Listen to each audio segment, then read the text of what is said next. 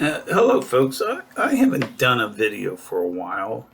Been quite busy with finishing up APA formatting, closing one business, and working on my psychology business as well, or finding a decent job, I should say, with finishing my PhD. But I was thinking today, I went to lunch. I'm out of town because of a family graduation, and I decided to go to this little restaurant, and I was walking this quasi mall, and I thought I'd go into this place and see if I can just get a Greek salad and just have something to drink, and it was around lunchtime because I got my hair cut as well today because I have a meeting with a potential employee to finish up some upboarding on Thursday, and why I was walking this quasi mall, it was around lunchtime. So I went into this restaurant thinking it would be busy. So, me being who I am, I peeked through the window and saw that it was really crowded.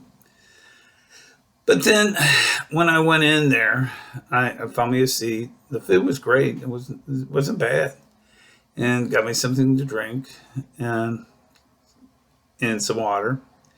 And I was sitting there thinking when I was in there why the place wasn't crowded. It was lunchtime, roughly around 12:30.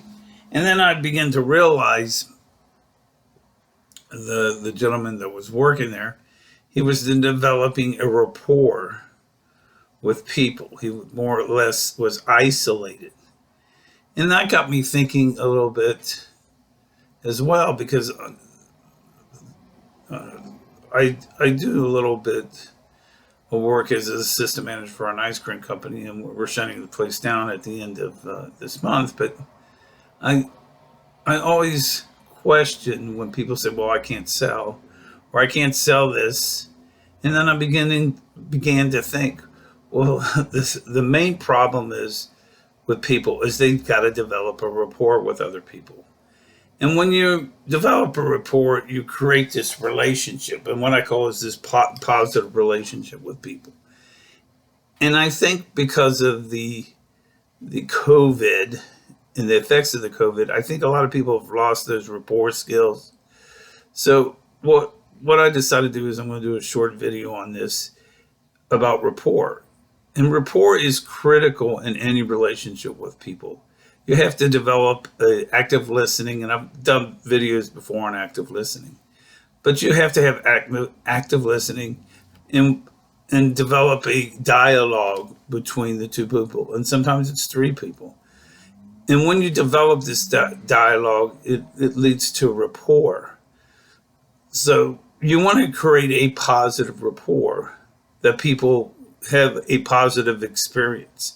And I think what is happening to a lot of people is they're not developing a rapport, and they get caught into that what I call the trouble wheel of life, where they say, I got to develop a rapport, I got to do this and all that, and they repeat the same thing over and over again and expect different results. And eventually, what I call is the cliche, is doing the same thing over and over again, expecting different results. It's not going to happen.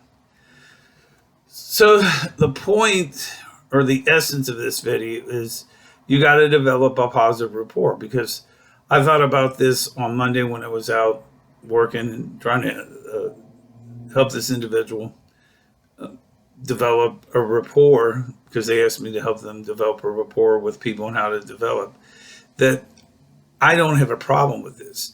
Now, whether this is something that's inborn or it's something that honestly I believe that I've learned over the years when I was a councilman in Cheviot, Ohio, going back even to high school when I was in student government, always being in part of that active leadership role. Now, I see that as well with, I belong to Toastmasters. It is that developing that rapport, that active listening skills with people. But finally, the point that I want to make about this is you got to be present and you have to have that sincerity. And I think a lot of people miss this because they're not being genuine and they're not being sincere in their approach, and it comes across as being isolated. Like I said, with this restaurant, the gentleman or gentle lady, because I don't want to signify the restaurant out in any way, the person isolated themselves. And what this was, recall when your customers come in, they can't develop that rapport. Because then, for instance, if you don't have a rapport, you own a restaurant, you develop a rapport with a person, the likelihood of them coming back there is slim to none, and Slim just left town. So, in essence, the point here is you have to develop a rapport. And I see this with these restaurants, but then I can see the other side of this as well, is as an owner of a company, you put every blood, sweat, and tears in it. For instance, I could see this if I develop my own coaching, and which I would love to do, coaching and mentoring business. You put every amount of energy, blood, sweat, and tears in this. And some people expect instant results. Well, you're not going to get them.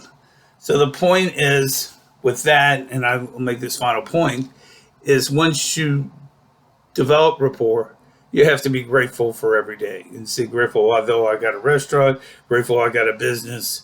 And I think if that creates a positive mindset, then you can develop rapport. Anyway, feel free to like and subscribe below. Please leave any comments below as well. If you have any other questions, reach me out at bthomasmillersite@gmail.com. And folks, I wish you a great day and take on the rest of the week. Thanks. Bye.